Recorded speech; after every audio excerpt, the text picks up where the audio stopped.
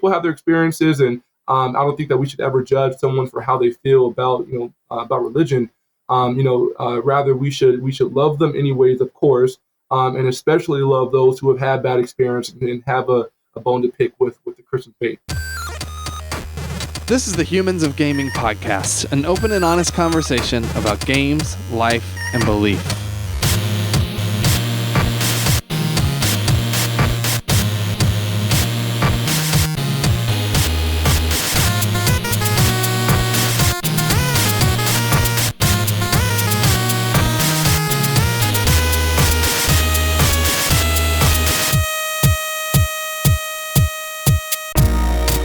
Welcome to Humans of Gaming. I'm Drew Dixon. I am the chief content nerd at Love Thy Nerd and one of the co-hosts of this here podcast. And I'm joined, as always, by my co-host, Chris Gwaltney. Hey, Chris. Hey, I'm Chris, and I am also a founder of Love Thy Nerd, co-host this podcast, chief executive nerd for Love Thy Nerd, and all other kinds of things. But we're really glad you're here. Thanks for being Professional here. dog walker. Professional dog walker and watcher. We're excited for you to be here. As Drew Chris said, at lovethynerd.com if you need your dog watched. Please don't. Oh my gosh, man. Please don't. We have like 3 dog sitting gigs this month alone. We don't need any more. Please don't. Yeah. But I anyway, feel like that's a good gig though. Like, because I'm in the space right now where I don't want a dog at all. And my kids really do. Yeah. I like them. Don't get me wrong. Like, I love dogs. They're a lot of work. I just don't. I'm in this space where I don't want to pay for what it would cost to own a dog. But my kids love them. So our neighbors, we often dog watch for them for free. And it's great because we get to give it back and we don't pay, like even the food and stuff. Like when we're watching it, like all that's taken care of. The thing that's not to worry about shots about it is like, especially when we're doing 3 in 1 month. And these are all like, 5, 6, 7 days long. And it's not just dog sitting, it's also house sitting. So we're staying at these people's houses. Yeah. So it kind of gets you out of your rhythm and your routine. Yeah. Not being home and like living out of a suitcase. But dude, the dogs are freaking excellent. Like I love them to death and would take them home if I could. But anyway, you're not here to hear about dog sitting probably. As Drew said, this is Humans of Dog Watching. Humans of Dog Watching Gaming. And we love to have people from the industry onto this show and hear about not only their work and what they do in the industry, but also try to dig a little deeper and hear about, their who they are as people and their thoughts and fears and dreams and desires and everything else in between. So this episode, we had the illustrious Ryan Bowdre. Yeah. And Ryan's done a lot of interesting work in the world of gaming. He's a very accomplished Smash Bros player. He kind of sort of got to meet Reggie, Filsame, Potato. I don't know, one of those.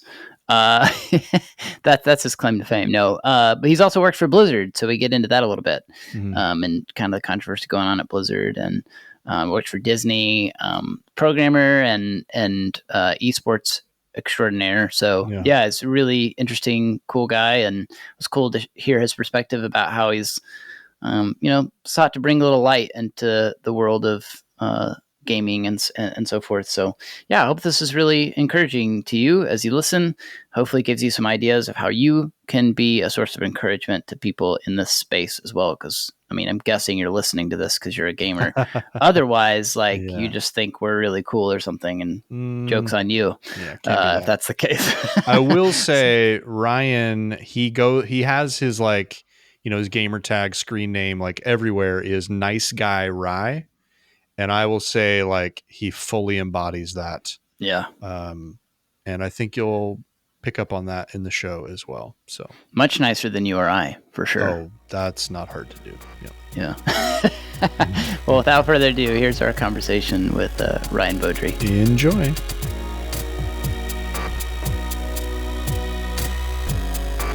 Hey, Ryan, how's it going, man? Good. Thank you. Thanks for having me. It's been a while since we've, I feel like I've thought about doing this for a long time, having you on, and so I'm glad we finally were able to make it happen. I've had in my mind to reach out to you for a long time. That counts, Drew. But yeah, so you and Chris go way back. Should we start there? Yeah. A storied past. You know what? Me and Chris, no, it's interesting because back before I met Chris, I was in a interesting place. I was kind of new to my faith. I was a new Christian. Obviously, I've been a gamer most of my life, but I had never really seen any sort of like intersection between those two aspects of my life until I met Chris. Right, so I was a gamer, new Christian, and then all of a sudden I heard about, and this was back with Game Church, Yeah. and I found the group, and then I looked up. I think either Chris had posted about it, and I somehow saw that, or I think he was like part of like the executive leadership or something like that. But I remember reaching out to him, and I was like, oh my gosh, like I love what you're doing. I love what you posted. I love this group that we have here. Like, oh my gosh, like there's other Christian gamers. Like, wow. And then I said, I would love to meet up with you if that's all right, just so I can kind of express, my thoughts on all of this and kind of, just get to know you and meet another Christian gamer. Chris was the very first Christian gamer that I had met, which sounds kind of crazy, a little bit, especially with is crazy. I have now. I'm so sorry that I had to set the bar so low. No, oh my goodness, man! I was so excited. And then he was super gracious. He said, "Yeah, of course, absolutely." And I drove out to, I think it was Ventura, to meet him, which was a far drive for me. But I was, it felt like nothing because I was so. And you were living where at this time? I was living in LA. Okay, cool. Yeah. I've been born and raised in LA, my whole life. So I've been here, drove out to Ventura, and we kind of spent the day together. And he was, again, super gracious, very supportive. Told me about his story and how he got involved in gaming, how he became a Christian, and kind of that experience of being, a Christian in the gaming industry, in the gaming space, in the gaming community. So that was, a very eye-opening experience for me. It was pretty monumental, and I think kind of changed the trajectory of, of my life and how I kind of involved myself in gaming as a Christian. And again, I think that his experience that he kind of shared with me was very inspiring. And now, being where I am now, I try to be kind of that supportive figure for others in my life. Others who, who have, kind of leaned on gaming as a crutch in their lives in one way or another. And then maybe, like they're now coming into, learning about religion, learning about their faith, learning about God and the Christian, the Christian religion. I know from experience that can be daunting, and there's a lot of questions there. So, so I'm happy now that I can be someone who can be of a support since I've had that experience. And what again, were you? Yeah. What were you doing at the time? Were you? Because I know, like, we should probably frame for our listeners kind of what your work in the world of gaming. Like, you were really involved in esports, and then also you've worked for Blizzard. Like, I don't know, give us a frame for us, kind of what you do in the world of video games. Absolutely. So currently I work as my position is called a quality assurance engineer, level 3. And when I first started, I went to school at Loyola Marymount University studying computer science. So I've always been into tech and gaming and all that stuff. And then my first job in the industry was at Disney Interactive Studios. Now, when I met Chris, I've heard of it. I don't remember exactly where I was in my career. I may have been still in college. I may have been, just starting at Disney, or it might have been a job later on. I don't remember exactly where I was, but I started off at Disney Interactive Studios, and then went to another company called ABC Mouse, and then took some time off of, working, and went back to school a little bit. I studied at a programming boot camp, which was, a really cool experience. And then after that, I got picked up by Blizzard Entertainment. I worked at Blizzard Entertainment for about 3 years, and I actually just recently left Blizzard Entertainment. Not for any bad reasons. This was like right before all of the controversy. Left Blizzard, and now I'm at another company called Truex, which is a digital marketing agency based in Los Angeles. Working as a QA engineer there. So that's kind of my my experience in the field. And with gaming, like I said, I've always been a gamer. one of the biggest things about me is I like competitive gaming. So esports. You like to destroy people. You know what? I love to kind of get in brother. there. You know what I mean? So I think it was when Have you played League of Legends with Chris? I haven't played with Chris yet. That sounds a little daunting. So let's go, dude. Let's go. Yeah, no, this guy here, I don't know if you've heard of him. He's a semi-professional amateur Smash Bros. Yes, player. I'm aware. Yeah. Quite accurate. That's your esport of choice, right? Is Smash? That is my esport of choice. That's my Captain game. Falcon main. Not quite Captain. I do love a good Falcon punch, but my guy is Mario. I'm old school. Oh, nice. Yeah. Yeah. So Smash Bros. That's actually that's pretty much my all-time favorite game, and that is the game that brought me into esports. And I think one of the reasons why Chris and I hit it off so well is because I had just recently started hosting esports tournaments, and that was something that Chris and I kind of connected on. When I was at Disney, I had just started hosting tournaments at my church over here in Los Angeles. I started hosting esports tournaments, and so basically that started because I was part of the youth group at my church, and I said, hey, I would love to, we wanted to kind of figure out a way to bring more young adults into the community or from the community into the church. I said, hey, I have some friends who are gamers. They may not be, they're not really Christian. However, I think they can have a good time here at the church. We can make some connections. They can have a good time with the gaming. And, that could be a cool thing. So I decided to, put on a little event, and it was supposed to be very small. I put out a couple things on Facebook. I made a flyer or two, and had some folks come out. And what happened was word just kind of got around, and what happened was we had around 100 people show up at the church for this event. And this was the first time I had ever put on something like this. It was out of control, really crazy. Of course, I was not prepared at all for that. I had a few, TV monitors. I had a few gaming stations that I had a few friends of mine bring.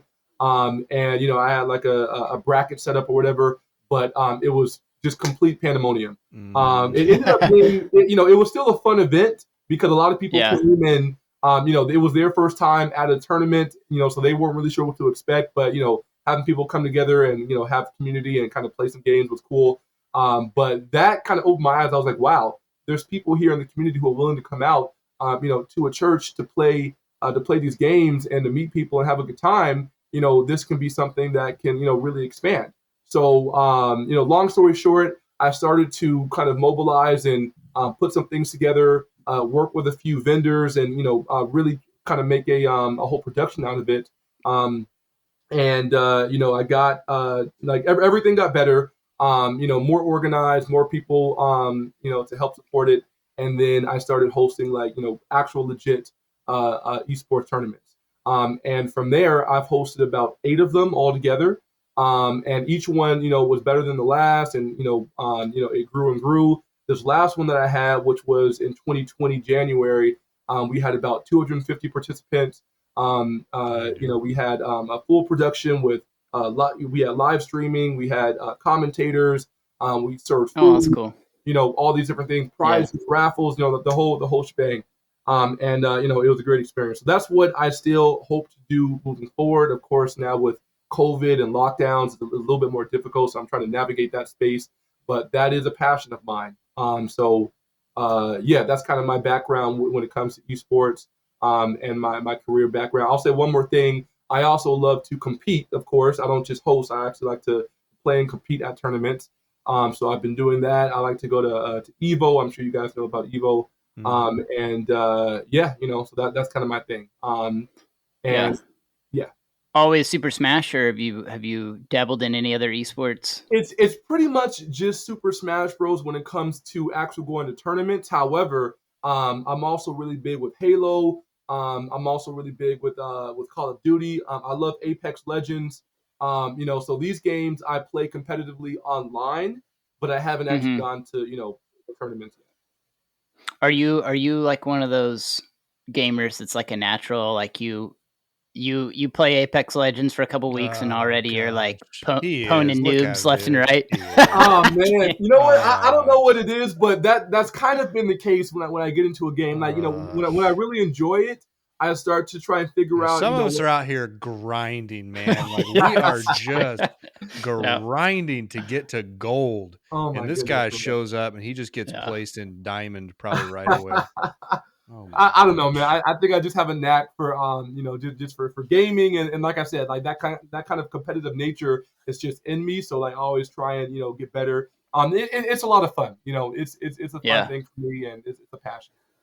What's your what's the pinnacle of your esports career as a competitor? Okay. Like give us like one of your greatest accomplishments highest high. Okay. Yeah. Okay. Let's see. I would say, okay, I'm gonna give you 3 short ones. So I'd say the first one would be when I went to it was the first time I won a local tournament in my area. It was at a game store. I forgot the name of it, but I went. There was about maybe like 40 or 50 competitors, and I ended up taking first place. And it was amazing. My first time winning a tournament. Smash? This was for Super Smash Bros. Yes. And I made. I think the prize was like maybe like $200 or $300. But just being able to say, wow, I got first place. That was incredible. It was enough to make you quit your job and. Oh man, yeah, it was tempting. Going pro. Tempting, not Path gonna to lie. pro, baby. Path to pro. I was like, oh, this can be a thing for me. So that would be one thing, and then the next one would be when I went to Evo. It was my first time at Evo. Played in the Smash Bros tournament. I got top 64 out of about, I think it was like 23 or 2,400 competitors. I got top 64, dude. Which was amazing for me. So that was great. And then the number one thing for me would be when I went to E3. This was, I think it was 2018, maybe. It was right when the newest Super Smash Bros. Ultimate game came out. And I was at E3. I'm sorry, it was before the game came out. So on the show floor, they had demos. And what you could do was, if you had an E3 pass, you could come in and you could participate in a tournament that they had on the show floor. Yeah. And there was a big crowd, everybody was watching. And if you make your way through the tournament, then you get a medallion. Now, here's the thing. Typically, you have your E3 pass and you can only go through one time and, get a prize.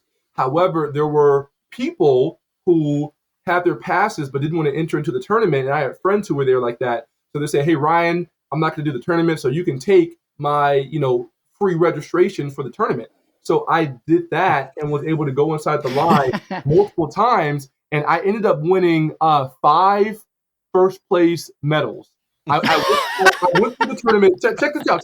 I went to the tournament 6 times. That's amazing. I went to the tournament 6 times in total. I lost 1 time. I got second place. But the other 5 times, I got first place. And, so I got 5 gold medallions. And I also got like some swag, a Super Smash Bros. Hat, and a few other items. And people started to notice, like, oh, this is the same guy, running through and winning the tournament, and then it was incredible. And then get this, so I was wearing, I was kind of flexing a little bit. I was wearing the medallion. I think it was like day 2 or day 3 of E3. I was wearing all of them. One of the Nintendo reps noticed me and came up to me.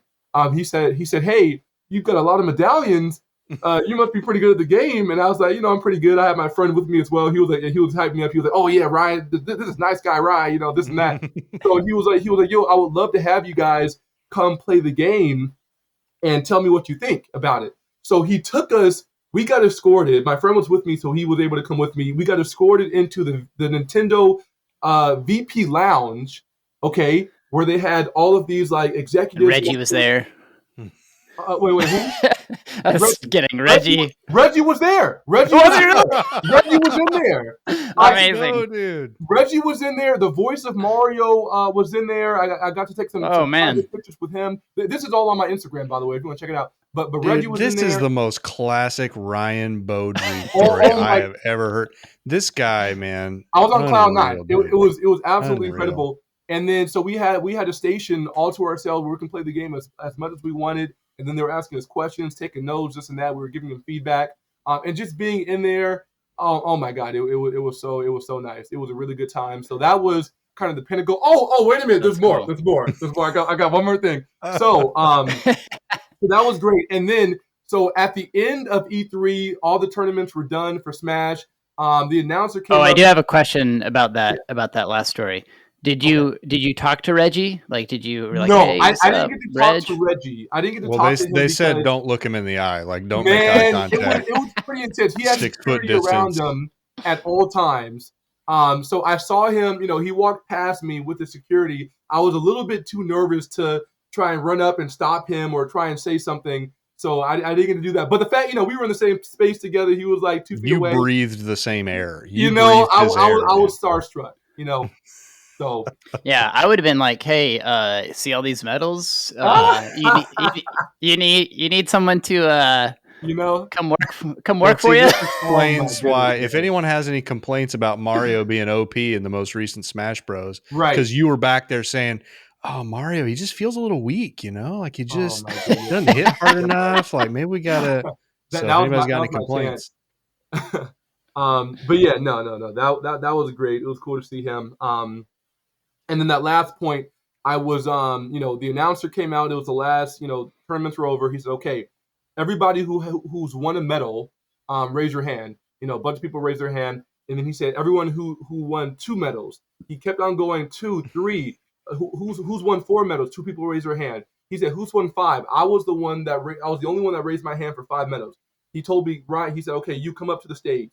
And then the other 2 players who had 4 medals, they did rock, paper, scissors. One of them won. And then he had like an ultimate match for me and this other person on stage, live in front of the whole crowd. Nice. And then it was really hype. He was commentating it. And then I won. I won the match with Mario finishing off the last stock with a spike. Crowd went wild. It was awesome. And then I came down. People were like, "Oh my God, who are you? Are you a pro player? Can I get some pictures? Oh my God, the medal. How much do you want for your hat?" Like it was like all this crazy stuff. So that's great. That was a really cool experience just overall. That would, I think, be my pinnacle kind of esports moment. Nice. Did you sell your hat? I did not. I kept everything. I've got everything here in my room. So yeah. The underwear you wore that day, you still wear every time you have a Smash Bros match. I won't speak on that part, but What's up, nerd? You digging this podcast? Well, the audio enjoyment doesn't end there. Visit ltnonair.com and make LTN Radio your new go-to for the best Christian rock, rap, pop, and indie, as well as our exclusive LTN shows and podcasts, some of which air on the station before they're available anywhere else. Visit ltnonair.com to listen now and find the link to our app. Now back to the show. So, dude, tell us about Blizzard. What it was like, that experience working there. I mean, obviously it's hot button now for different reasons, but I think anybody listening probably knows the name Blizzard. It's pretty household. Yeah. What was it like? I mean, how did you get hired there, and what was it like working there and all that? So Blizzard, I'll start by saying it was absolutely a dream job. It was an incredible experience. And what's funny is while I was there, I would tell people, people like, "Okay, like, how's it been? You've been here a month, whatever. How was it?" I'm like, it's amazing. And people told me who had been there for years, they said, "I'm glad you're enjoying it now, but before this, it was even better." Apparently, once like the Activision acquisition happened and partnership happened or whatever, and like things weren't quite as awesome, but the fact that it was still, my experience was still awesome, like says a lot about how incredible it must have been in years past, right, when things were still new and fresh. But anyways. So I started working at Blizzard. This was right after I left my programming boot camp, and I was actually looking for a full-on engineering position. However, I was reached out to by a Blizzard recruiter, and they said, "Ryan, we've seen your LinkedIn, and we like your experience. We saw you in that Smash tournament at E3. That's right. Hey, Reggie called us, and he said, "Man, you got to get this guy online right now." Man, no, they, I think they kind of just saw me on LinkedIn because I was looking, I had my profile set to, open for work, And they saw my QA experience. By that time, I'd had about 4 years of quality assurance experience, and they said, "Okay, Ryan, looks like you're looking for a programming position. However, we like your QA experience. We like what you learned here. We like kind of like where you're headed in your career, and we think that you'd be a great fit, here at Blizzard as my role was a mobile test analyst." And I said, okay. So I went ahead with the interviews, and really I was kind of not quite, even though it was Blizzard, I wasn't quite sure because I was like, I want to take my career this way. But they really sold the position. They were like, okay, you're going to be working on this team. You're going to be working, hand in hand with all these engineers and designers, and you'll have this experience, and we have these resources, and we can help to further your education, and you can take these free classes, and all these different resources that were there for me on campus. And then they just talked about the culture and all this stuff. So I was, but after like my second interview, I was sold. I was like, I'm all in. I would love to, to take up this. You were all trying to play it cool, play hard to get, and then it just a little bit. I didn't last end. too long. Yeah. So it was awesome. And then by the grace of God, I did get offered a position, and I accepted it, and and it was great. And my goal was to, or my plan was to work in this test analyst position, but at the same time kind of continue my studying, take advantage of the different resources and talk to the engineers on my team who were very, very forthcoming with kind of mentoring me and everything, and eventually work my way over to a programming full-on engineering position. So I started at Blizzard, and I think it was like the second day I was there, they were like, all right, employee trip. They took us all to the beach, free food, drinks, lots of all these all these awesome things. And then the rest of that week, I spent most of my time playing World of Warcraft, because they were like, oh man, yeah, it's summertime, we're chilling, and you just started, so just kind of hang tight. Free food everywhere, meeting all these cool people. I was like, how is this real life? It was pretty incredible. And honestly, I mean, that kind of continued for most of my time there. Just so many celebrations and different things. Blizzard, anytime they launched the game or had a big update or did really anything, they were like, all right, celebrate. Any excuse to throw a party. Any excuse at all. Hey guys, somebody just subscribed for WoW. Let's throw a party. We just got a new sub.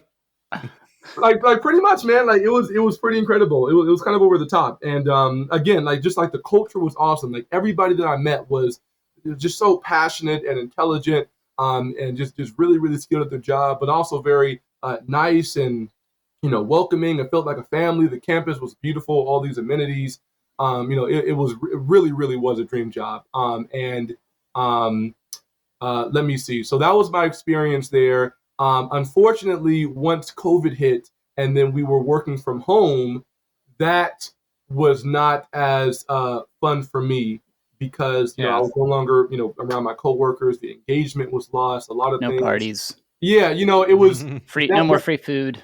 I couldn't go in and just get all the food in the kitchen, whatever. Oh, and by the way, two things. While I was on campus, I started hosting Super Smash Bros. Tournaments and weekly events on campus. So people, so I started to meet a lot of people. Everyone knew me, nice guy Rye, this and that. Did you wear your medals? I did not wear the medal. I didn't want to do all that. That was a little too much. But I made sure they knew about them. I made sure that everybody knew the story. That's for sure. But anyways, so I was hosting these on campus. I had a bunch of monitors, and everybody would bring their switches, and I would order pizza and drinks, and that was a great thing. We had that every week. We would have tournaments. I would bring people from off campus. So I brought guests from Riot Games and from different places, and I brought a few pro players. It was great. And I also there was a Bible study that was on campus. I learned about I forgot how I met them, but I learned that somebody from my church worked there, and then I met him, and then he was like, oh yeah, we have a Bible study. So I was engaging in that, and then one of the guys who was leading the Bible study had to leave Blizzard for another opportunity. So I took over, and then I was, running the Bible study, for several months. So that was a great experience. So all these things, it was just really, really nice. Learned a lot. But yeah, like I said, once we moved off campus, the experience definitely took a dive. And eventually I started to kind of like get a little bit complacent, I think I would say. And a friend of mine, who was, leaving Blizzard for another company or another opportunity, he said, Ryan, I think that, you've told me about how you've been feeling and, all these things. And he was like, I think that there's some other opportunities that would be more enriching or more engaging for you. And I said, okay, I'll kind of, take a look. And this was, I've been at my new job now for 2 months. So this must have been about 5 months ago. I started to, apply, and I got back on LinkedIn, and I saw some other opportunities. And I decided to, go ahead and see what I can do. And I found one that was great. It's TrueX. Did the interviewing and everything. It worked out, and I decided to take up the position. So ultimately, me leaving Blizzard was really just because, without being, since we weren't on campus anymore, that part of the experience was lost, and that was a big part of why I was there.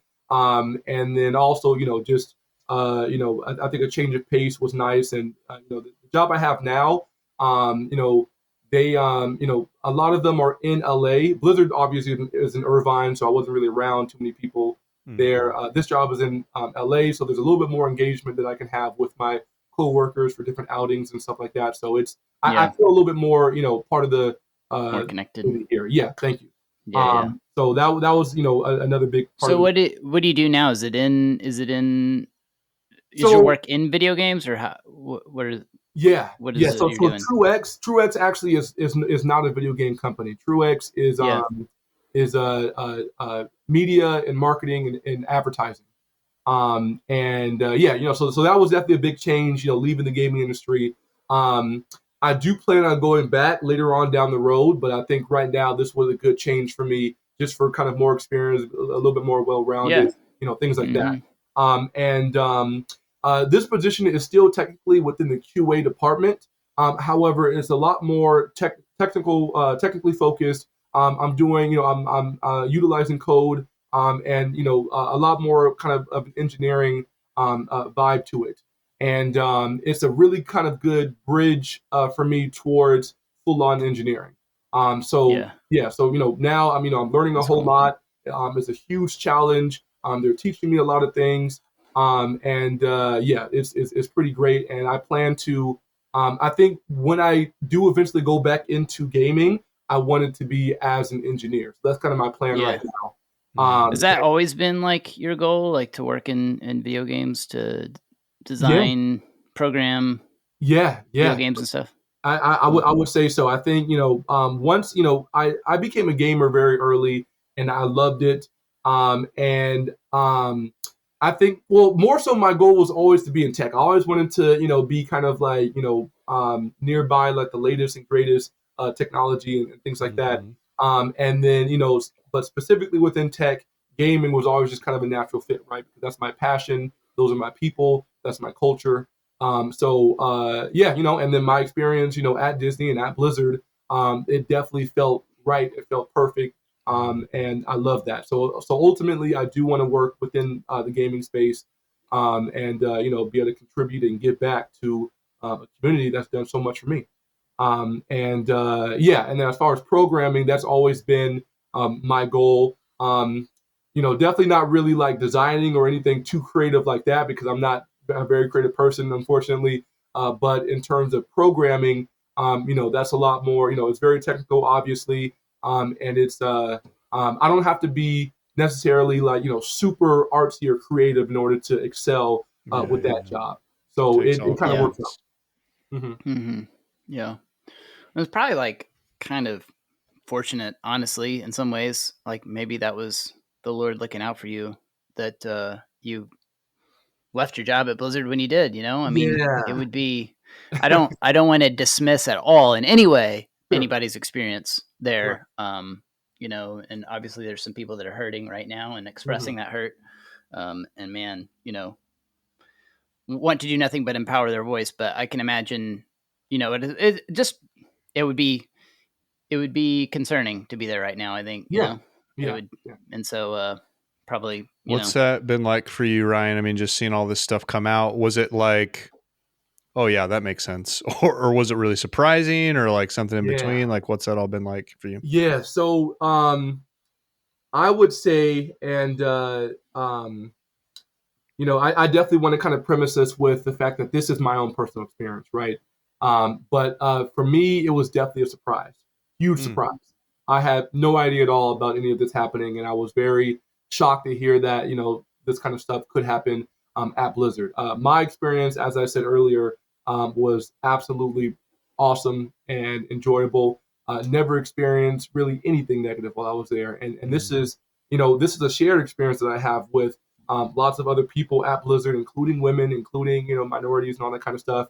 Everyone who I had talked to and shared experience with and worked with, they all shared that everything was great, that they love Blizzard and the community and everything that was going on. Now, again, that's my experience, but I at the same time do understand that things happen, behind closed doors. Things are hidden and stuff like that, and different people have different experiences. And I absolutely do not want to discount anybody else's experience that's been poor, that's been hurtful or negative. But yeah, for me, it was definitely a shock, huge shock, and it's like important to recognize, like, that's a huge company. Yeah, exactly. So, do you know how many employees?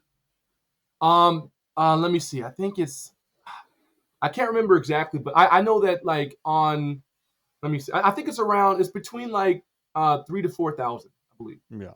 So not a lot. Yeah. Yeah. Yeah. I just bring that up to say, I think some people, it's really easy from the security of your home computer and keyboard to sit at your desk and judge people for not noticing this frat boy culture or whatever. But your experience is your experience, and it's a big company, and we can't, not everybody had that experience. So, I mean, I just appreciate you being honest, and I think, well, it's easy to make monoliths of things, right? This is something that happens all the time, where we paint people into a corner of well, obviously everyone at Blizzard sucks, and anyone that's ever worked for Blizzard sucks, including you, Ryan, and anyone that ever will work for Blizzard sucks. And it happens in all realms. So yeah, I think there's far more nuance to it, Yeah, no, thank you. I think that's a very, very important, aspect to note. And really quick, let me make a slight correction. Blizzard has about 4,700 employees currently. So a little bit more. Thanks for fact checking yourself on our podcast. I appreciate no that. problem. But yeah, no. I think you're exactly right. When folks were saying that Blizzard is just all around fully the frat boy kind of a boys club kind of thing, and that this behavior is prevalent just all throughout it. I couldn't. It was tough to hear that, because again, I was a huge part of the community. I went to all the events on campus, as many as I could go to. Including events that weren't for my demographic per se or whatever. And I was everywhere, always trying to meet new people, different departments, all that kind of stuff. And I just didn't really see any sign of any of that. Again, doesn't mean it wasn't there, but to say that the entire culture, all of it is just it's just it's full on like that. I'm just not sure that I can agree with that. And Chris, like you were saying, a lot of people are kind of doing some, I've seen some harassment of Blizzard employees who still decide to support Blizzard or decide to, or, who are still working there, or people who still play Blizzard games, and things like that. I've just seen a lot of generalizing, like no one should be supporting Blizzard, and Blizzard needs to burn and close down, and you shouldn't support it. Don't play their games. Don't at all speak positive about Blizzard. And I don't think that that's right. I think that obviously there needs to be change. There needs to be some correction. I think that Blizzard as a company, and really any company, gaming and non-gaming, issues like this are going to persist because, I think that, human beings are flawed. So you're always going to have issues like this. I think what matters is we understand that, bad things happen, people do bad things, and those corrections need to happen, leadership, of course, needs to take responsibility and stuff like that. But it's not everyone. I don't think we should paint, with such brushes. Yeah, for sure. And like, did you know by chance? Just curious, because Yeah. we've had him on this podcast. Did you know Yannick Lejac? Yannick, that sounds Honestly, familiar, but I huge can't. company. He was a writer at Blizzard for a few years. Okay, Probably okay, would have. You guys would have been maybe. would have been around the same timeline, I think. But Okay, anyway, 4,700 employees. So not. yeah, But anyway, there was a post about the controversy, everything that's going on at Blizzard on the Love Thy Nerd community, and he chimed in and just basically said something I think is helpful to remember, because lots of people right now are talking about boycotting Blizzard. right, There's people that are saying, I'm never going to play another Blizzard game again. Mhm. And I think several things you've mentioned are helpful in putting that in perspective. But another is like boycotting their games actually in a lot of ways hurts some of the people that exactly. are most, like, the people that are Yep. hurting them. Like, the people that are hurting the most in all of this are the people that experience the harassment, the sexual harassment, Right. and so forth. And a lot of them still have shares in the company and that Yep. sort of thing. And so saying I'm never going to play their games, actually, like, yeah, I mean, it's going to hurt, all these, JL and Brack and so forth. But those guys are going to land on their feet. Right. You know what I They mean? got Like, they got but plenty of money. They'll be fine. but the folks that were actually harassed and are a part of this thing, like, they need that money. Yeah. And so anyway, it's just, No, I guess I no. just bring it up to say these things are like way more complicated than we think Yes. they are sometimes. Absolutely. No, it's very nuanced. Like, thank you for saying that. And some of the most passionate, hardworking people at Blizzard, who have put their lives and their hearts and blood, sweat, and tears into these games, into these experiences, into these, like the animations and the visuals and the design and the level designing, gameplay, everything, the stories. There's so much there, and these people are like some of the main people who are voicing concerns and saying, yes, Blizzard does need to be better and to change and all these things. But they're the ones that are getting hurt from just everybody needs to hate Blizzard and boycott everything.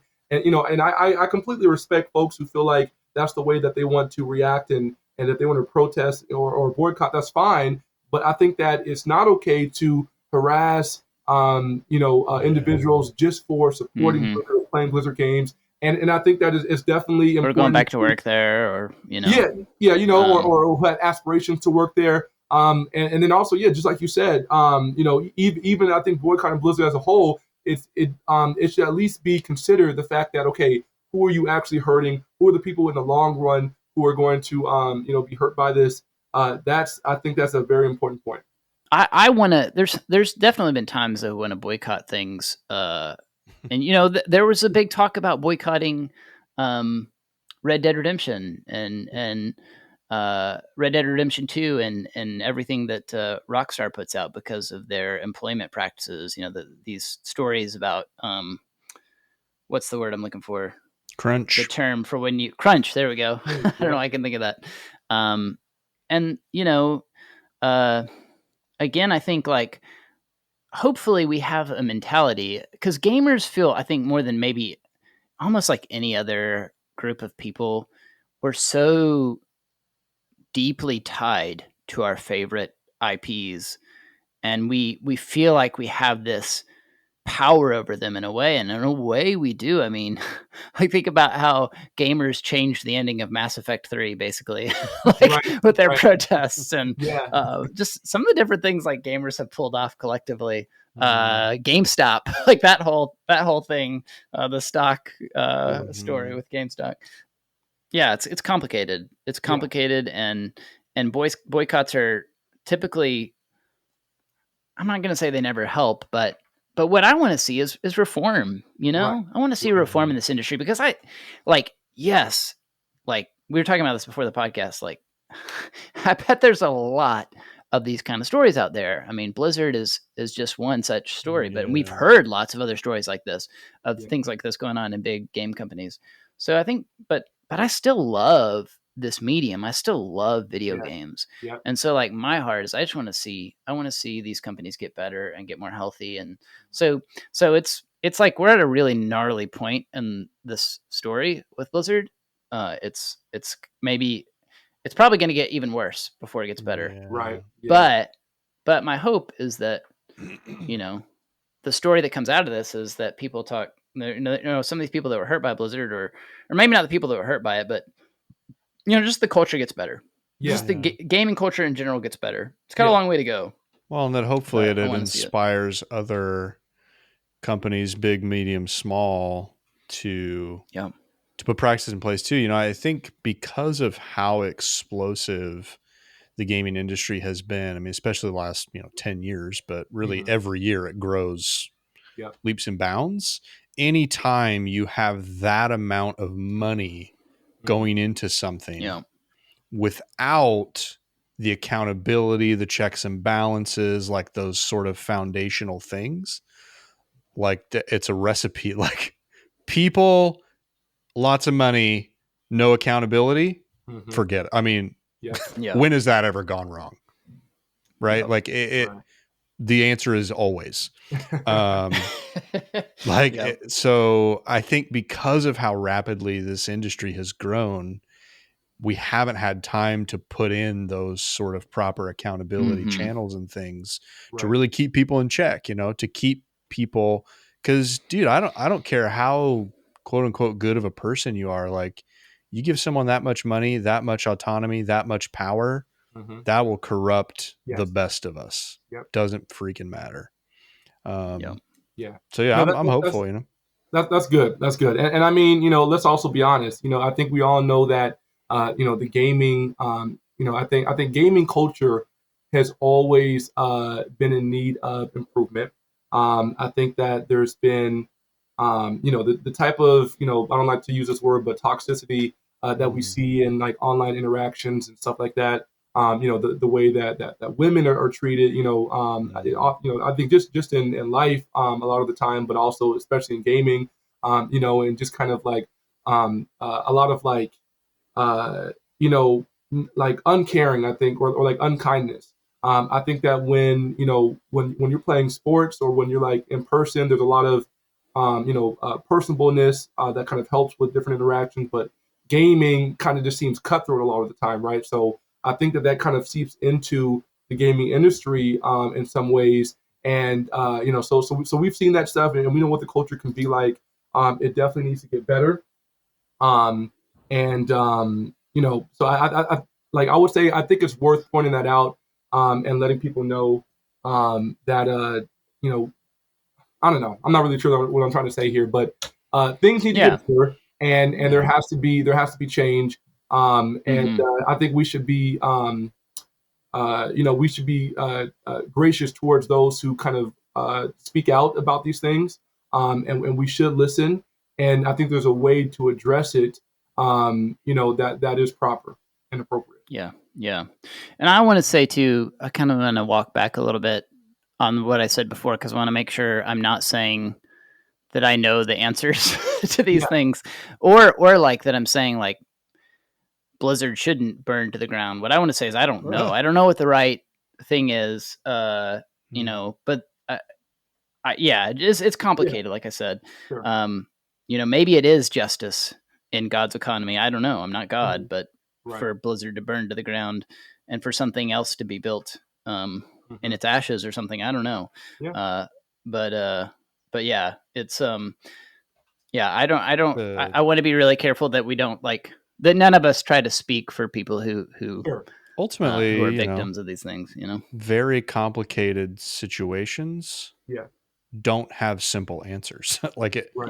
One follows the other, right? A very complicated situation tends to have a very complicated answer, whatever that even means. Like if there even is one single answer. So I think, nuance. We suck at it in general. This week in Nerd History, you're getting old, Harry. Nerd History. In just a couple months, the movie version of Harry Potter and the Sorcerer's Stone will turn 20 years old. Sorry, you had to hear that. But of course, the book is even older.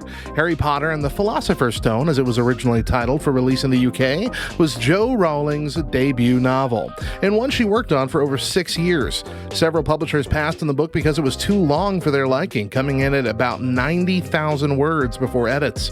Young adult novels rarely went above 80,000, and many were half that. And even though the final draft of the book came in at just under 77,000 words, every book after broke the 80,000 word barrier, with Order of the Phoenix topping the series with 257,000 words between its covers.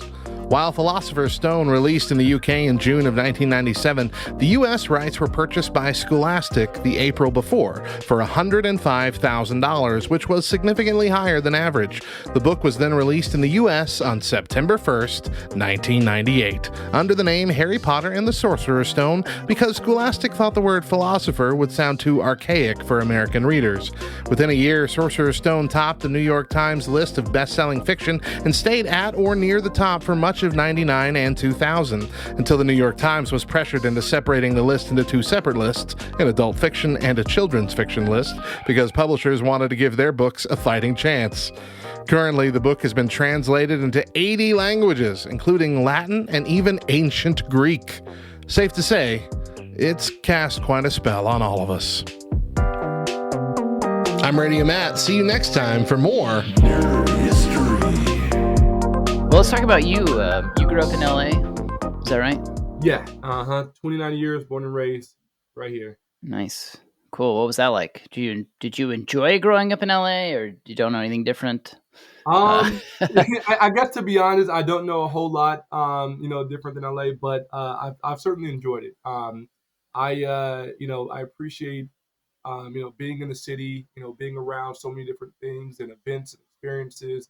I love, being able to drive up to E3, or Anime Expo. It's like right up the street from me, so like that's great. Are you an anime fan as well? Oh, big time, yeah. Oh my yeah. gosh, don't even.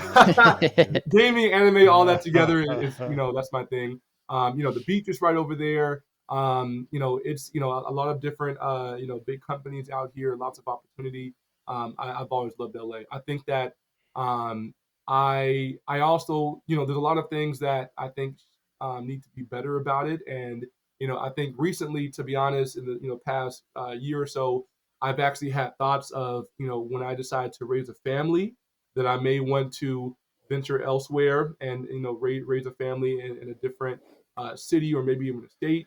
Just someplace like less fast pace or less. Yeah, maybe I'd say less fast paced and a few other things as well. But it's just kind of some considerations. But yeah, so far in terms of my lifestyle right now, it's been great, and I fully do appreciate it. Yeah, that's cool. Yeah. So you said you mentioned earlier, talked about being a Christian earlier. So did you grow up going to church and stuff, or did that come about later? Yeah. So that actually came about much later. Okay. I grew up in a household where my parents, they went to church and they would bring myself and my siblings. And, I was accustomed to kind of that environment. And, I was learning some things and all that. However, how many siblings? I've got 3 siblings. I'm the oldest of 4. Yeah. Cool. So when I was 14, my parents separated. And then we stopped going to church as a family. And for me, that meant, I just didn't go to church at all anymore. Mm-hmm. And that was really it with my faith. And since I was still young, it didn't really stick too much with me. So I think, after that, I was kind of just kind of lost in terms of faith. And then when I was going to college, right before I went to college, I started to go to a youth group. Because I was invited to it. It was up the street from me. And that was an awesome experience. And I was learning things quickly, and it was great. And our youth pastor was just, he had a really strong gift for teaching the gospel to young adults. So it really impacted me, and it was awesome. Unfortunately, once I did go away to college, the college environment kind of snuffed that out of me. and I kind of reverted and didn't really do too much with my faith after that. But after I left college, I went back to that young adult program and got back into my faith, and then from there, I kind of just took off. I started to get into my Bible some more. I was away from kind of the major distractions that college had been for me, and it was great. I started to meet some other folks, and then what happened was we went on a youth retreat. We had some great worship, we had some great speakers, and then that is when I officially gave my life to God. I asked Jesus, I just wanted to get to know Him. I asked for the Holy Spirit to enter into me, and I got baptized soon after that. So that was awesome. And then from there, I was still kind of alone on my journey. There weren't too many young adults at that church that I could kind of connect with. So I was kind of doing my thing, but I was still definitely spending time with God and everything. And then when I was about was I maybe like 23, I think, maybe 24. I remember I was at Anime Expo, right? Which is over here in LA. And while I was there, this random person came up to me and he said, "Hey, what's going on? What's up?" I said, "Hey, what's going on?" And then he introduced himself, and we were like in the game room. So he was like, "Hey, you want to go play some Smash?" And I was like, "Yeah, sure." This is a completely random person, never seen him before. So we go over, we're playing video games, talking about some things, and he's like, "Hey, man, so do you go to church?" And I said, yeah, right now I'm going to a local LA church. He said, "Okay, cool. Would you like to visit my church? I go to one called Cottonwood." And I said, "Yeah, sure. I'm down." So I think the following week I ended up, visiting that church, Cottonwood, and it was a Friday night. It was for their young adult program, and when I went there, I was shocked because it was just a sea of young people my age, and they were super welcoming. And as I got to know some of them, and I kind of started to engage, I could tell that they had like a real relationship with God and that they were passionate about their faith. And I never experienced that. At Yeah. my church, that I was going to in LA, there were a few young adults, and they were, I don't know, we just didn't really connect too much, and it didn't seem like they were super passionate about their faith, which is fine. But at Cottonwood, I really felt that, and I was like, oh my gosh, like there's other young adults here who really, kind of take this seriously and are very strong. And I started going there. I would go there Friday nights, and then I still stayed at my LA church for Sundays. But eventually, I switched over and started going to Cottonwood for Sundays, and then listening to those messages from the preachers. Really impacted me, and the worship was amazing. And stick around church for hours afterwards, just kind of socializing and hanging out. And that really transformed my faith, took me to the next level. And then But that whole time, you mentioned earlier that like Chris was one of the first Christians you met who was like super into games and stuff. Yeah. He said, except for maybe this one random person. Not one of the first. It was there's first. this one random guy that he met. I'm clinging on to this. No. Thing I've accomplished. Chris was still the first. Okay. And so like meeting Chris and like understanding like this kind of gaming space, with the Christian faith, was awesome and huge. And then once I met my friend at Anime Expo, his name was Alex. That's when I met other actual young adults. Oh, is that Alex James? No, not Alex dude, I was James. like, dude, the whole freaking brain is about to come out of my ears. Oh my God, no, not quite. I mean, he that's a whole nother story. He's been instrumental to me and a mentor in so many different ways. Yeah. But this guy, his name is Alex Nelson. He goes to Cottonwood, and he's been a great friend. Oh, okay, cool. But yeah, that was just my connection to other young adults in my area. But yeah, so kind of like two different experiences there. So being, you mentioned a little bit earlier, like being at Blizzard, and you kind of found this other group of Christians there in Bible study. And it's one of the things I love to ask Christians that are like working in the industry is like, what is that like? Because I think there's a lot of perspectives, right? And I'm sure you even maybe have this of, Christians that make games, those vary widely in their quality or Yeah. otherwise. I don't know. There's a lot of conversation, I think, to be had around like how we as Christians live our life in different Mm-hmm. arenas. Yep. I'm just curious for you, like, because I know you've thought about that. I know that's important to you. Yeah. What does that look like? What did that look like when you were in the industry? What does that look like now? What will that look like going forward? Yeah. Just the intersection of those things. Yes, sir. At Blizzard, it was interesting because I had a great time, made a lot of connections, and that was great. However, it was still very obvious that, when it comes to, religion or Christianity, that was very absent. Um, and I think, honestly, and you guys might, have some thoughts about this. I think, I think gaming culture in general, there's a lot of room for the gospel, a lot of room for God to come in and change people's lives, and and that includes gaming companies and the gaming industry. So at Blizzard, it was difficult because I could tell that religion was definitely something that people didn't really want to talk about too much for a variety of reasons.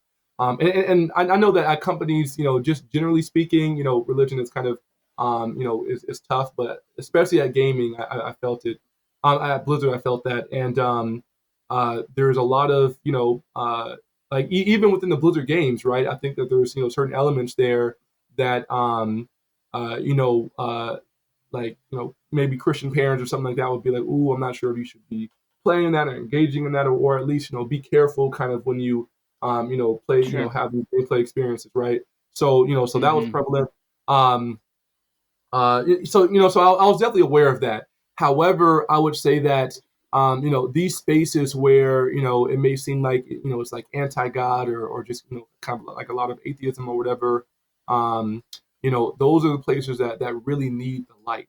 And I think that as Christians, we should be in those spaces, especially gaming, where we can be a light. We can be someone who's relatable, someone who's an example, and we don't necessarily have to like talk or like push out our faith everywhere we go. I think a lot of times just being a good person and connecting with people and showing grace and kindness can be great. And then when the time comes, right, when God puts it on your heart, that's when you can, bring in the Lord and talk about, your faith and kind of make those connections and say, well, listen, like here's where my happiness comes from. Here's why I'm content.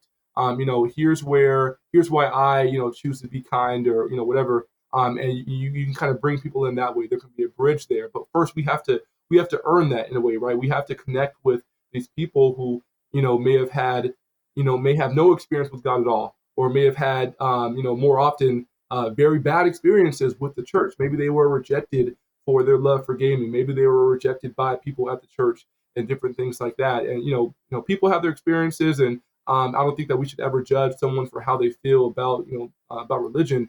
Rather we should love them anyways, of course, and especially love those who have had bad experiences and have a bone to pick with the Christian faith.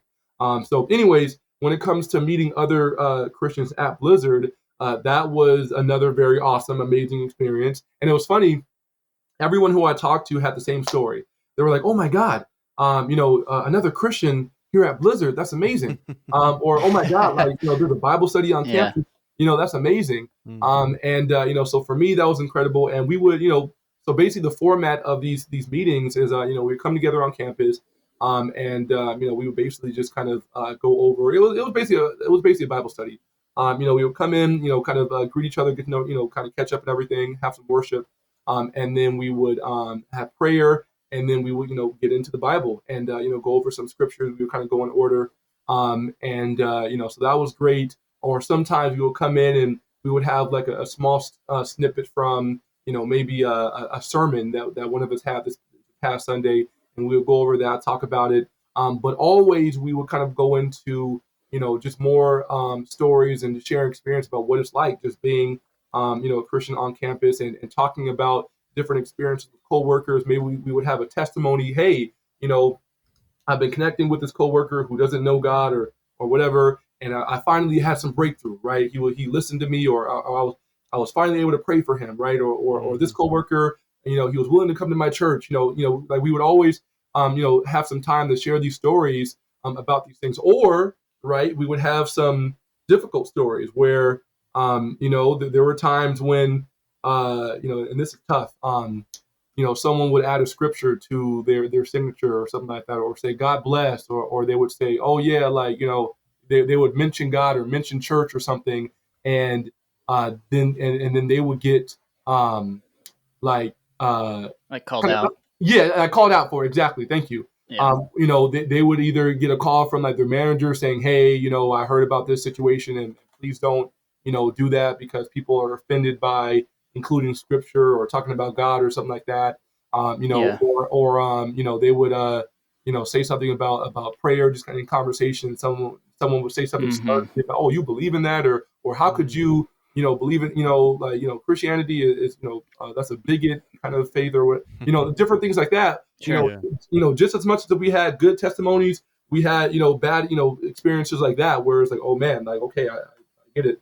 So we were talking about that stuff too. And it was just a great space for us to talk about these experiences and encourage each other, support each other, and just talk about how, we can be better, examples of Christ in this space, in this job, and what it's like. You know what I mean? Yeah, for sure. That's cool. You didn't start that, right? Or did you? No. I came Okay. in and yeah, it was already going on. Eventually, I had the opportunity to kind of lead the study, but no, I came in and it was already there, and I was like, wow, like That's awesome. cool. That's cool, man. Yeah. That's cool. Well, that's neat to hear about like stuff like that going on, because I do think there's like a lot of people out there that probably have the similar experience, that they're in this.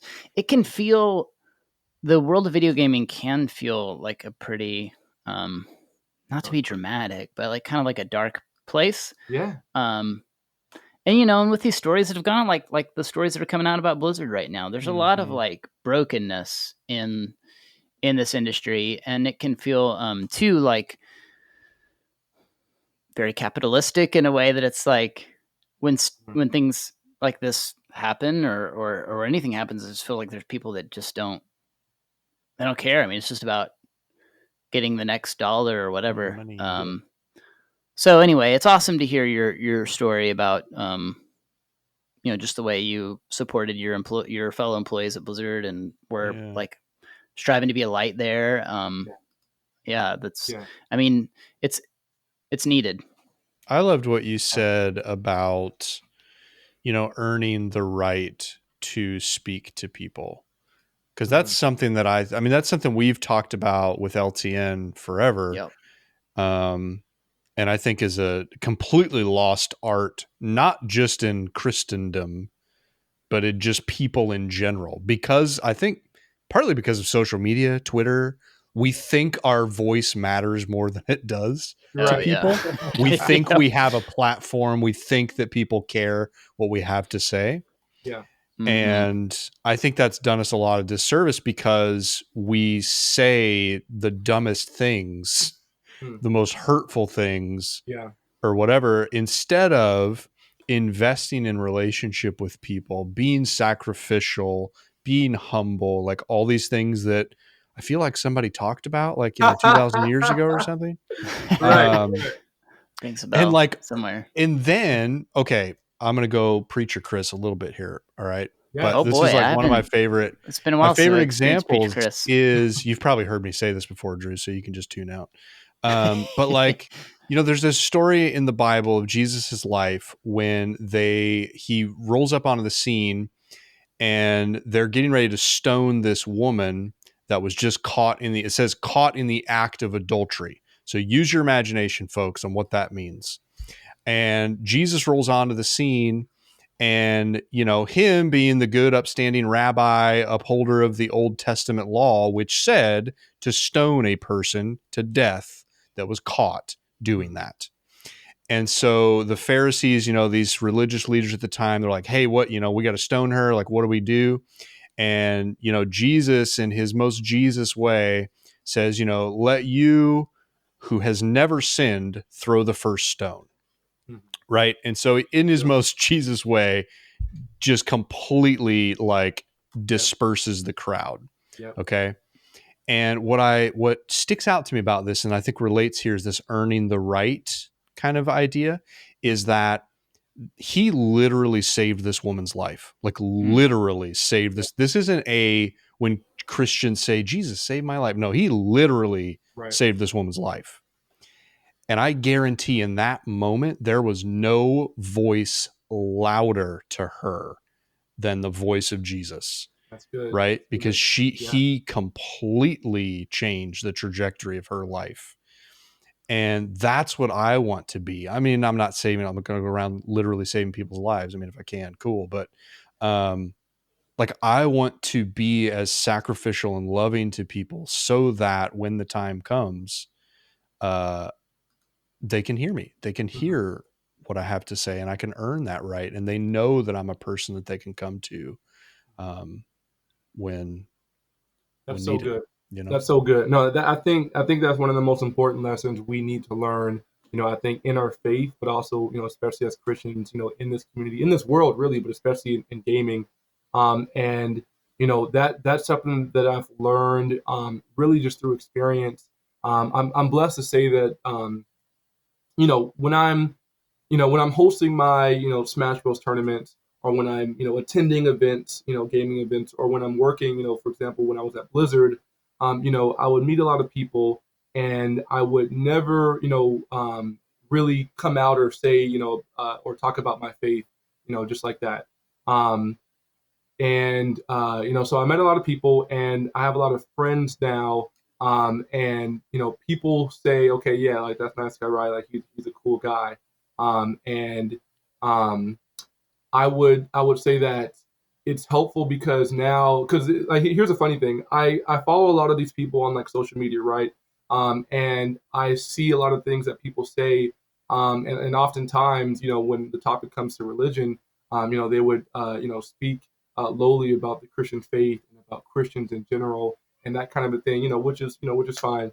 Um, and and then I think to myself, okay, if if only they knew, who I was, and the fact that that I go to church, and that I believe in this faith, and that I kind of, live out this journey. And so there's been a few times when people learn that, after the fact that I am a Christian, not because I say it, in person, but maybe they'll notice something, like a wristband that I wear that says Jesus on it, or if they'll go on my social media, and sometimes I'll post scriptures and stuff, and they're like, oh, interesting, right? And it's times like that where I get to have certain conversations, because sometimes people will ask me, hey, oh, you go to church, or what's this about, or why do you, this and that. And I'll have those opportunities to speak to them and be like, okay, this is why I follow this faith, or here's what I feel about, this scripture in the Bible, or this is how I choose to live my life because of who Jesus is and because of what I've learned from this faith. And so those are openings, and I'm able to take those openings because Chris, like you were saying, we've gotten to know these people, and they see goodness in us just based off their experiences. Yeah. So I think that's super important, because otherwise, people oftentimes are closed off and don't want to hear anything. And it's kind of an interesting dynamic there. It's sad to say, but like, I like it when people are surprised to find out I'm a Christian. But like, it's sad to say because Christians, Jesus, another thing he said, they'll be known by their love. You should be Right. known by your love. Like that's what Christians should be synonymous with. But unfortunately, like it's synonymous with bigotry, hatred, Yeah. hypocrisy, insert negative thing here. Yep. So but that it kind of sounds to me like that's what you're saying is like, people are sometimes like, oh, like this guy's like, he's too nice. He's too cool. He's too, Yeah, that's sad, understanding, or he's too but accepting I to be get a it. Christian. Yeah. But it's a bummer that Yeah. that's the reality. Yeah, and you know what? I'll say one more thing. That's why one thing I always like to say is it's so important to be not just kind, but just overly kind. Like you have to almost think of it as a way of making up for, other people who may not have been kind to this person. I think as Christians in gaming, we have to have a lot of grace, give a lot of forgiveness, really, try to genuinely care, and just be super kind, because a lot of folks have, a lot of them feel like they have legitimate reason to, like to be angry, to be hurt, by the church and stuff like that. Really, that's also kind of my answer to, all this stuff happening at Blizzard right now. Like one thing that we can take from this is, we just need to be kind to each other, because things are nuanced. People have different reasons for doing this, different experiences, and this and that. So I don't think that we should ever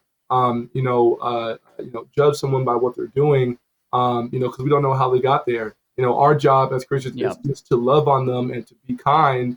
And in the midst of all this stuff going on, people who are saying, down with Blizzard, okay, all right, I'm still going to be kind. People who, and of course for the victims, for these very real experiences that these victims have had, show kindness, love on them, all that stuff.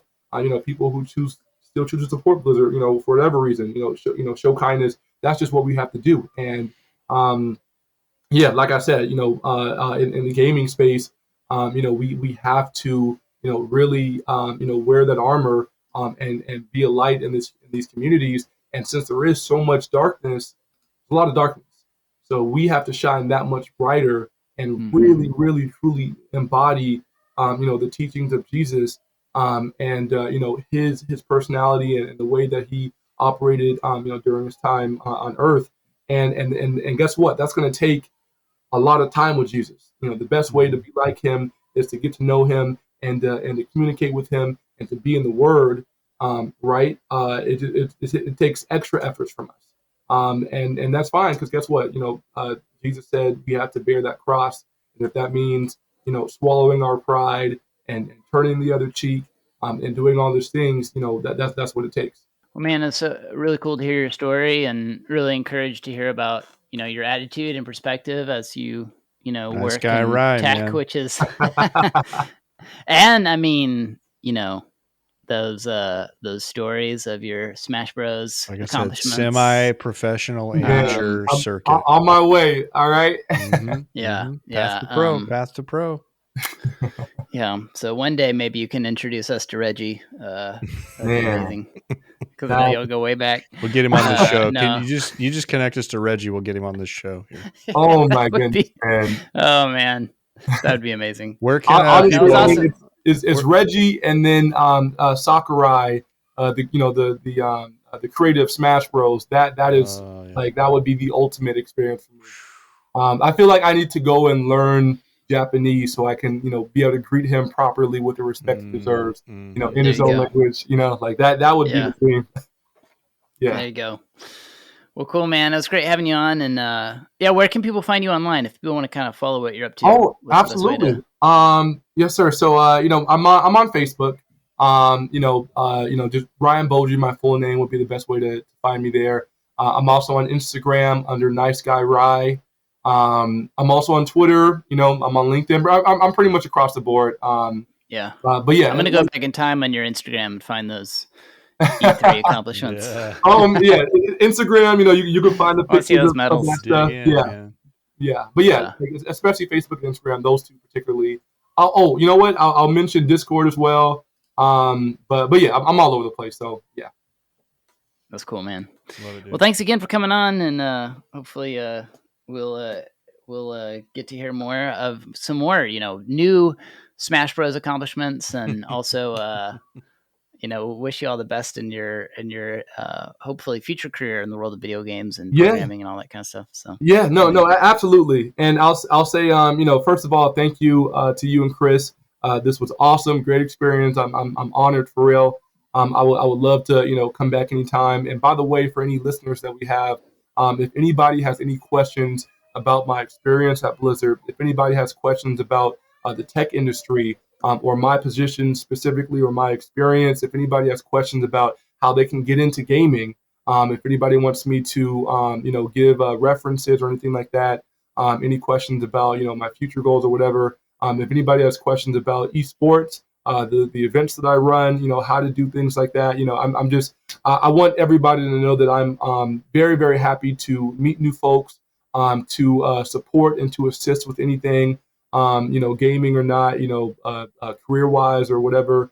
If anybody has any questions about, about the Christian faith, about my experience there, or wants to do any sort of, collaborations, I am open to any and everything. So I just want to make sure that that's out there.